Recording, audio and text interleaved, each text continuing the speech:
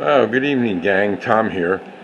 As I talked about in my live stream, I got my programming track set up now on my desktop here in my office now. It's a 3-foot piece of flex track.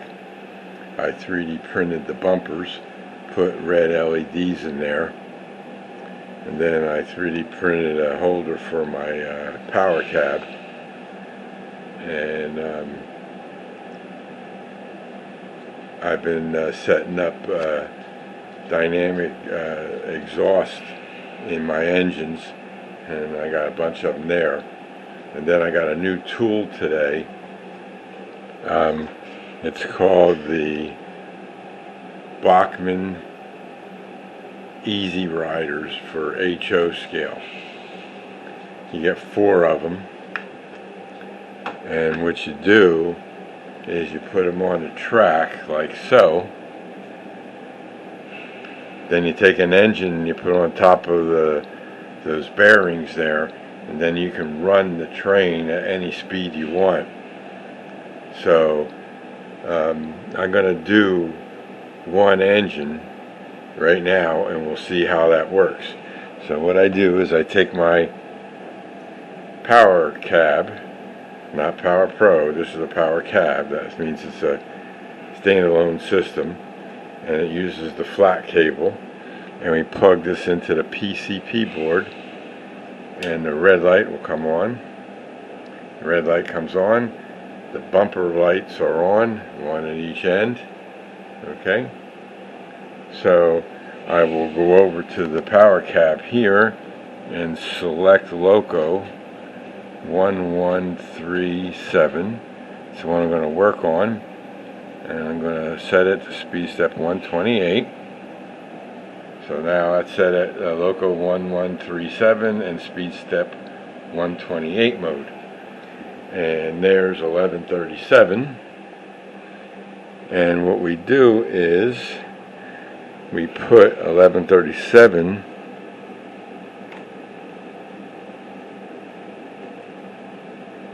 on the, it's going to be hard to do with one hand. See, I got power to it now.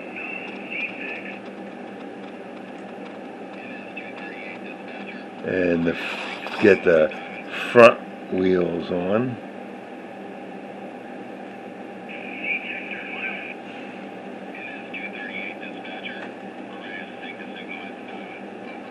There's that. Sorry, I dropped the camera. Trying to hold the camera and do this with one hand, it's kind of tough. So here we go. Almost got the front wheel on. Okay. And what I can do is hit the increment button on the power cab, and now that's wheels are spinning right along, and I can increment this up. I'm at 70 right now, and it's spinning and it's not going anywhere. So this is how you can test your engines running without them going around the track. So let me decrease this back down to 0. Now what I've been doing is I got this board today that came in. That's the NCE USB interface board, and this squiggly cable going across here goes into this PCP board, and then I got a USB cable coming out of that, and that connects to my computer. That's that there.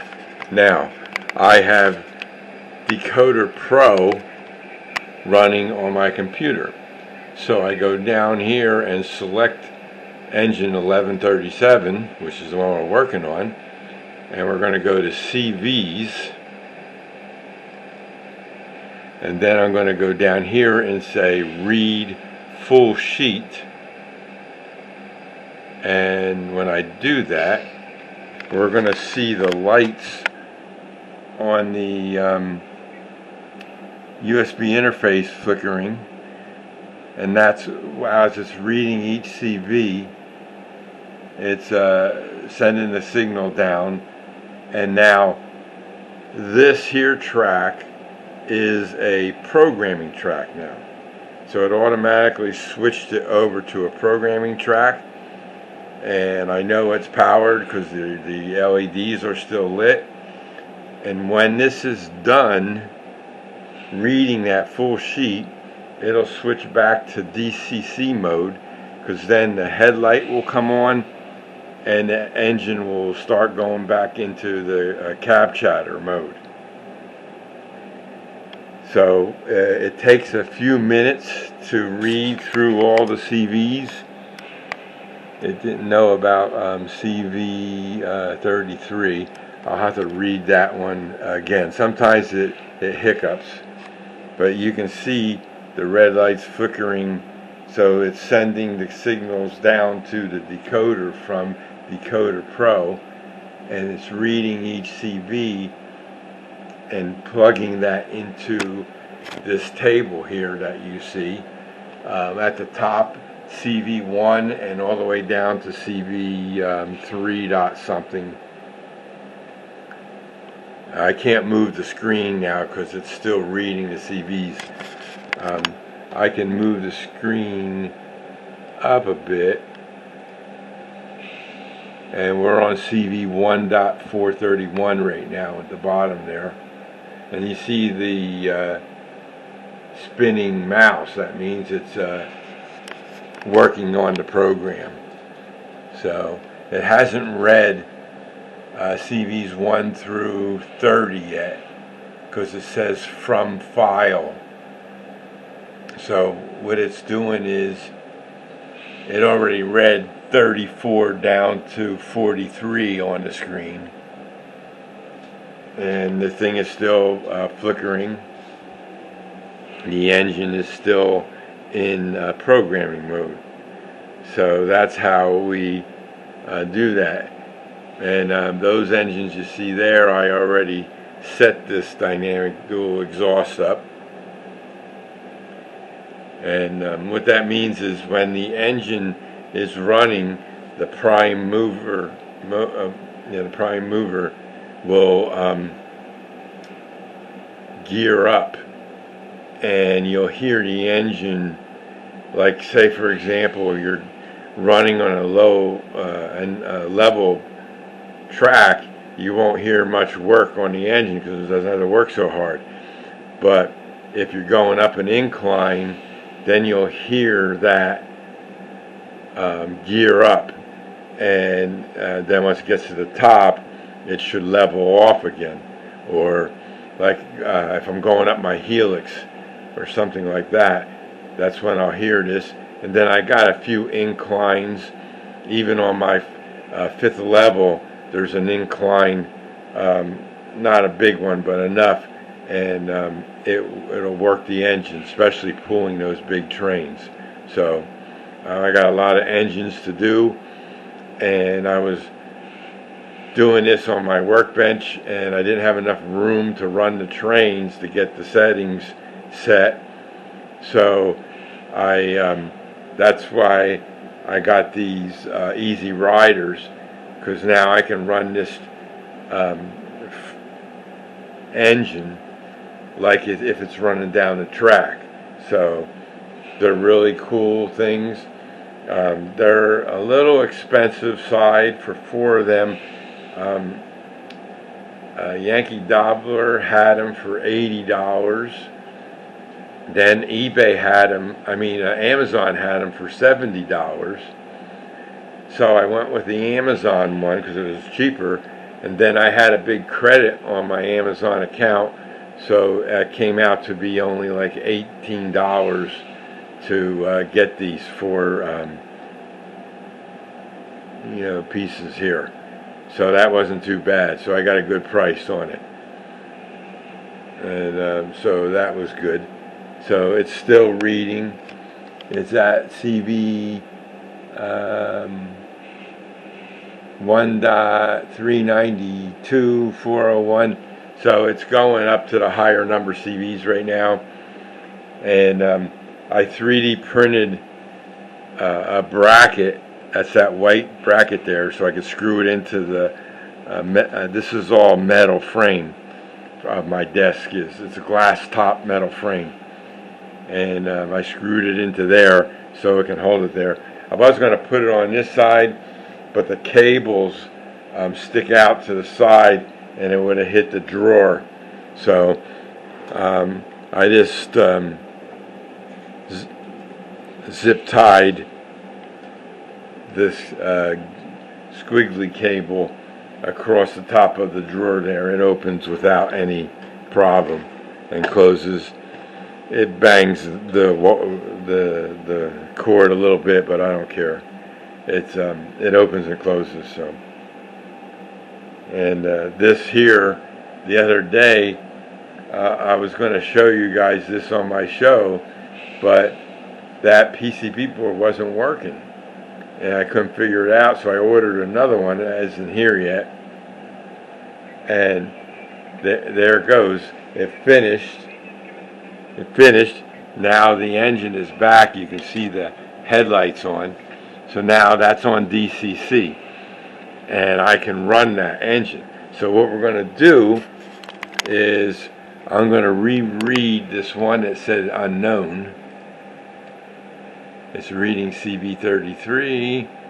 Now it read it. See, sometimes it hiccups, and it can't read the CV, but I got it. I always go through and check them all, and then I go down. So now, what I got to do to get this to work, I got to go to CV114, which is the dynamic exhaust CV, and I'm making that a value of, right now it's a 7. I'm going to make it a value of 143.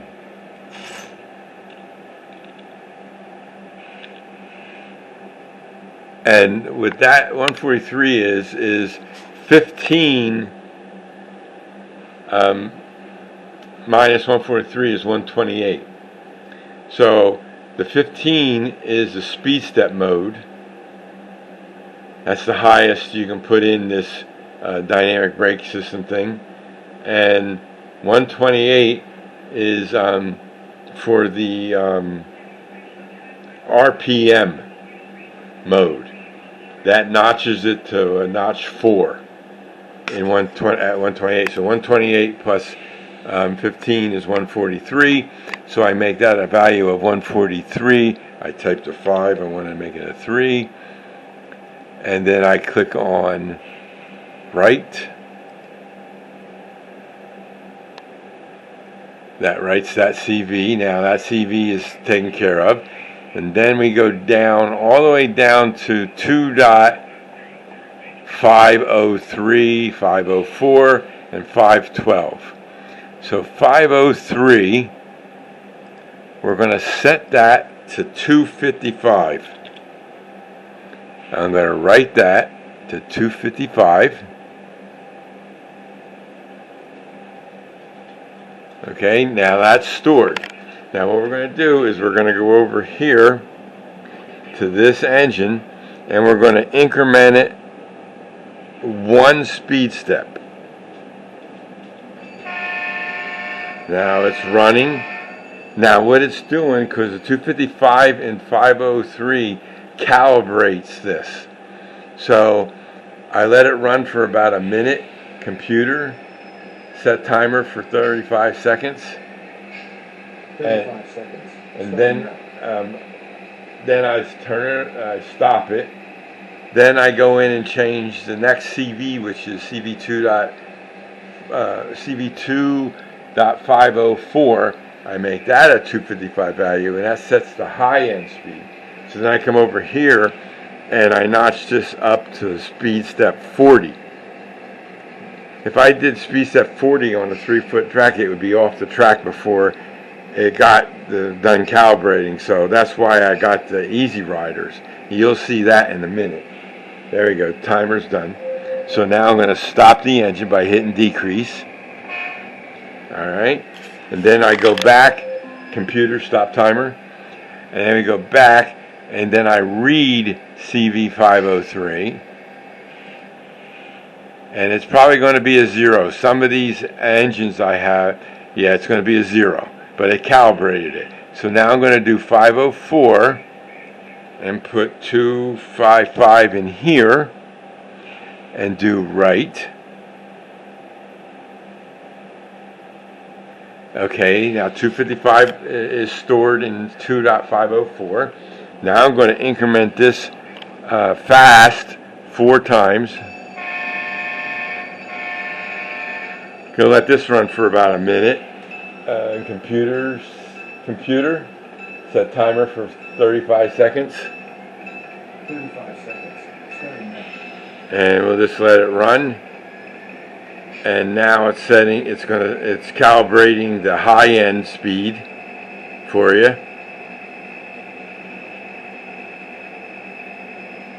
And we got 20 seconds left. So this is, this doesn't take long a process. It's 4 CVs you have to change. And we have to change 1 more CV after this done calibrating. Computer stop timer. And then I'm going to decrease it down to 0.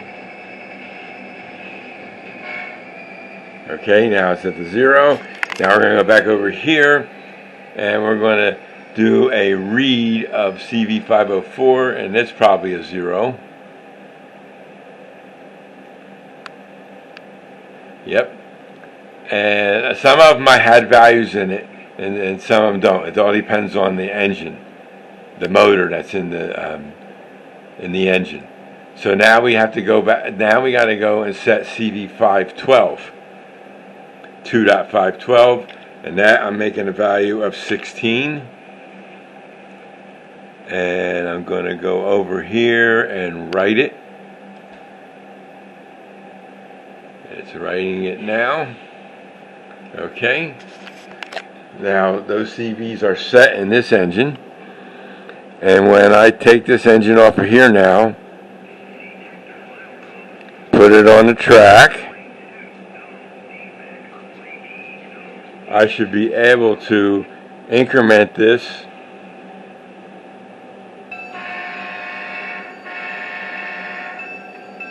I'm putting a little pressure on it. The bell you can hear. And I'm trying to, there it goes, it's firing up now.